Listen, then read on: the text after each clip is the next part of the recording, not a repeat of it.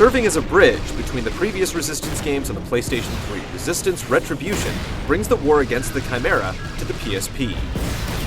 Following the assault on Western Europe in the months after Resistance Fall of Man, Retribution offers a new protagonist and a third-person perspective. But does it invade the PSP with a passion, or buckle in the face of its adversaries?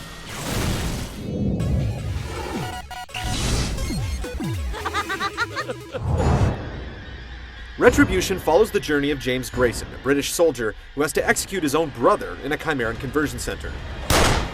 Traumatized, Grayson leaves his post to bomb dozens of conversion centers before being arrested and jailed for desertion.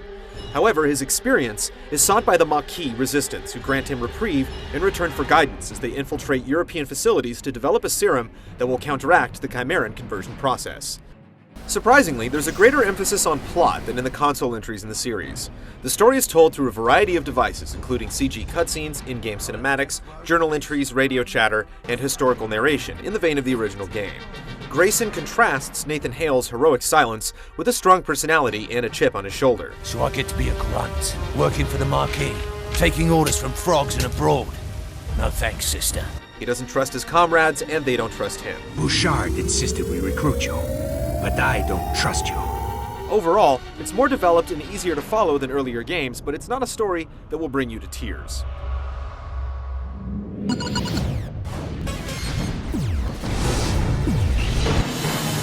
Resistance Retribution is deep and filled with replay value. The main campaign stretches over 20 missions and can take over 12 hours to complete, which is meaty for any shooter. The fight for Europe takes you to varied locations, including caves, bombed-out cities, futuristic Chimeran structures, and even the catacombs beneath Paris.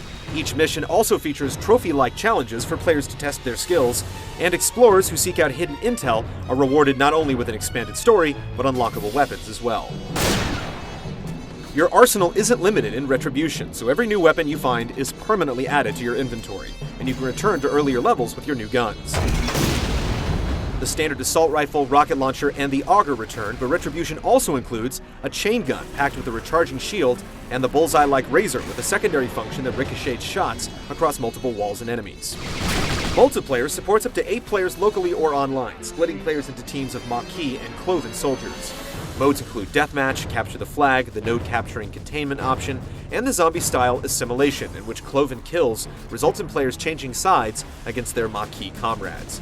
It's pretty standard fare, but it does allow you to get a few frags in on the go, and by handheld standards, it's pretty impressive. You're different, James, and not in a good way. One of Retribution's most touted features is the Infected mode, allowing you to connect to Resistance 2 on the PS3 to unlock new content and infect James Grayson with the Chimeran virus. You remind me of someone, an American named Hale. In addition to a new costume and glowing eyes, Grayson gains a regenerative health bar, the Magnum for Resistance 2, and the ability to breathe underwater and access other hazardous areas. Infecting the game also alters many of the in-game cutscenes, changing the way others react to Grayson and adding incentive to play through the campaign a second time. How can I trust you, Tommy, when you look like one of them? On the downside, pre-rendered scenes don't change when you're infected, and if you quit the game or completely power down, you have to reconnect the PSP to reinfect it. Retribution offers a lengthy campaign and strong incentive to replay missions. The multiplayer doesn't stand apart, but it's adequate, and Resistance 2 owners get some extra bonuses too. It's got more content than most console games, which is saying something.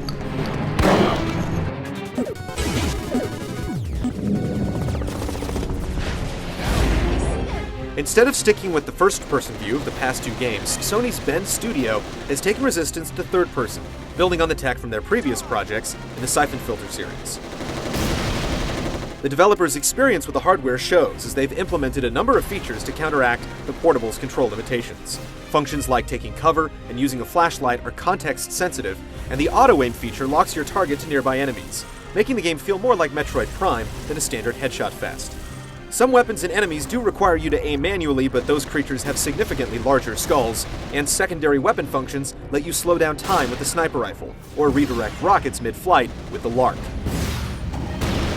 Resistance 2 owners have the option to connect their PSPs and play using a DualShock controller, but aiming still feels stiffer than a PS3 title, and large groups of fast enemies are clearly designed with the lock-on in mind.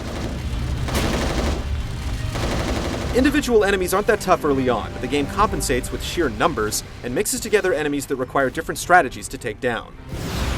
Level designs have a bit more vertical space, adding light climbing sequences and the ability to dive and fight underwater.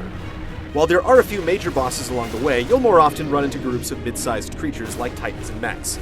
And a couple of levels actually let you pilot a mech to take down monsters from relative comfort. You must be last year's model. There are moments when the waves of enemies can feel a bit repetitive, but for the most part, Retribution keeps the action moving and stays exciting throughout.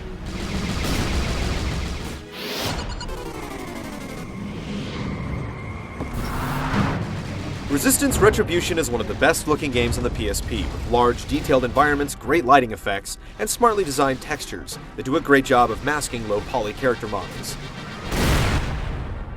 The impressive audio design features voice acting that's on par with the console iterations of the franchise. I don't blame you for being angry.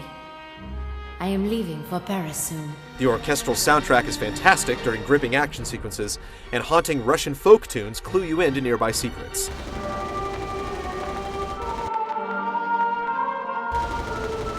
This is definitely a game you'll want to play with headphones plugged in. Resistance Retribution makes the most of the hardware, works around the system's limitations, and features a solid campaign with lots of incentive for replay. In terms of pure enjoyment, Retribution goes toe-to-toe with its big brothers on the PlayStation 3, and it's a must-play for fans of the series or those who are looking for a great shooter for the road.